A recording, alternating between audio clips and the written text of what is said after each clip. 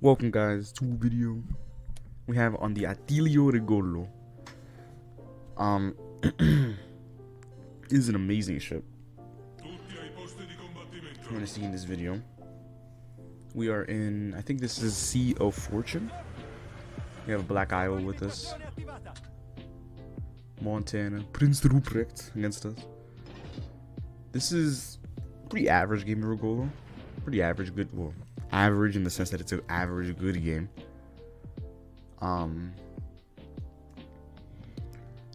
We are probably gonna be facing a DD and C here. This map always has at least one DD on each flank in C and A. That's something to keep in mind. If you're in this map as a destroyer, you will be facing another destroyer. If there's at least two. Here I'm just sending torps to Montana. We're just gonna. I was hoping to pre-send them to hope you would hit, but the lock-on was already there. So we took on a Ragnar, gunboating. We're just gunboating, man. We're just sap, rapid reload.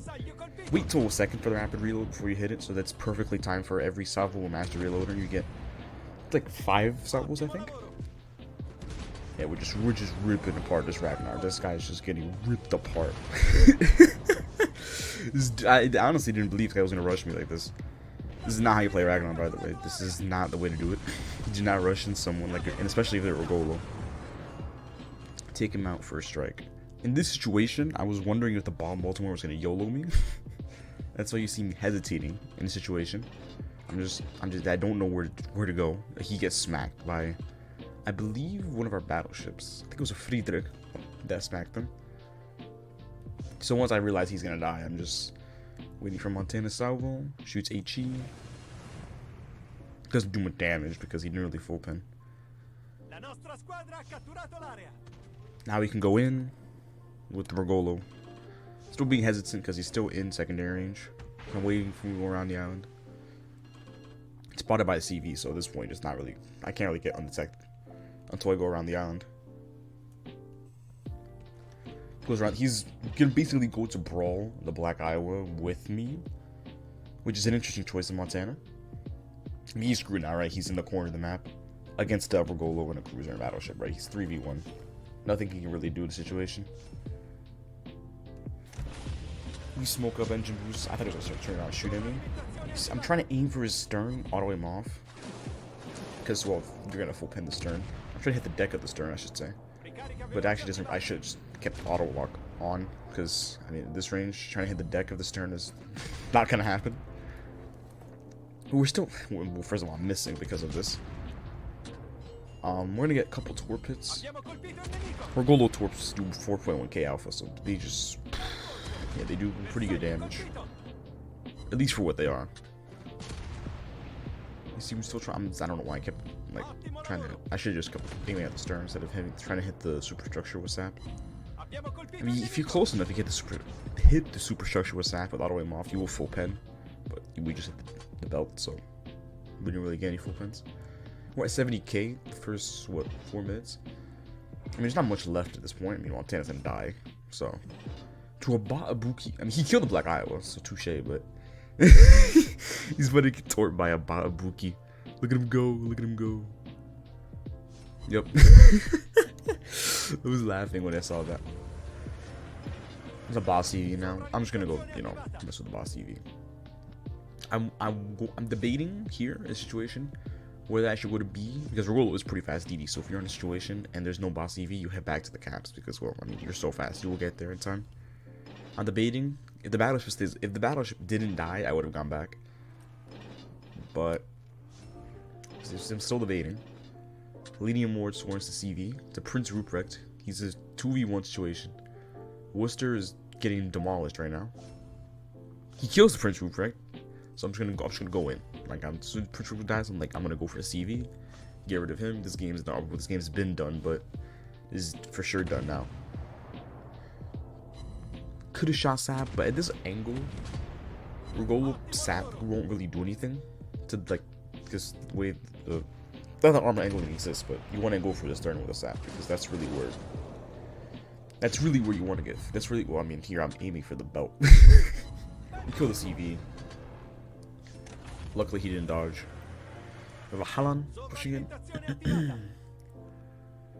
He's just doing his thing. Just doing his thing in Holland. Worcester's getting farmed out, but the moment I arrive, it's game over. This is where you want to be in Regolda. You want to get these 1v1s twitched. I spot Torps, go reverse in case he has a second set. Smoke up so you can't lock onto him with Torps. Doesn't know where I'm going. Rapid reload. I mean, now he's just we just chunked him for 3k there with Sap. Like, this is game over for the Holland now. 4k. 3k again. And see you finish them off. That's pretty much what I would say is, you know, just good Regolo gameplay. If you want to improve Regolo gameplay, this is obviously domination map. If you want to improve Regolo gameplay, you have to play a little more aggressively than the destroyers, because, well, I mean, you don't have good gun range. The gun range isn't really there. And if you really want to maximize your Regolo gameplay as well, you really do need to understand when to use Sap and HE, because you use Sap very effectively at closer ranges on battleships and cruisers. Longer range, well, with whatever range you have in Regolo, you will be shooting HE at battleships. Like, especially like GKs and stuff, your Sap won't really do much. At least not at long range. I mean, I do have a legendary commander, so my Sap is quite good. But generally speaking, Sap Plus won't really break or, you know, make Regolo that much better than an original Regolo. Definitely want to play on the flanks. If you're in a center control map, a little more on the flanks. You can go center depending on your playstyle, the way you play. But generally speaking, I like to go on the flanks just simply so that I kind of can just play freely against destroyers. Also, you can catch a lot of destroyers on the flanks nowadays, especially at tier 10, like Cage. You'll find a lot of Shimas on the flanks. So if you're in Regolo, if you get on the flanks, you can demolish Shimakazis, no problem. You take out the DDs of a team, they pretty much, if there's no CV, they're crippled, they can't do anything spotting. And you basically won the game for your team if they have brain cells. If you want to, in Regolo specifically, you definitely want to build a line to the guns. Torps are great, don't get me wrong, the Torps are phenomenal, but the guns are where it's at. The guns really are where it's at. I've gotten games where I've done, like, I've almost got a world record, which is guns in Regolo. Like, it can be done. It's not easy. It can be done.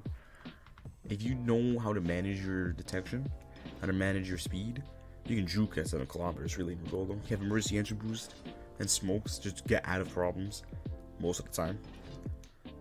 You would not survive a Colombo salvo. Smoking up an engine boosting after the shot is thrown at you will not do anything. You might survive. It may take one or two less shells, but you probably won't survive a Colombo salvo at the gun range.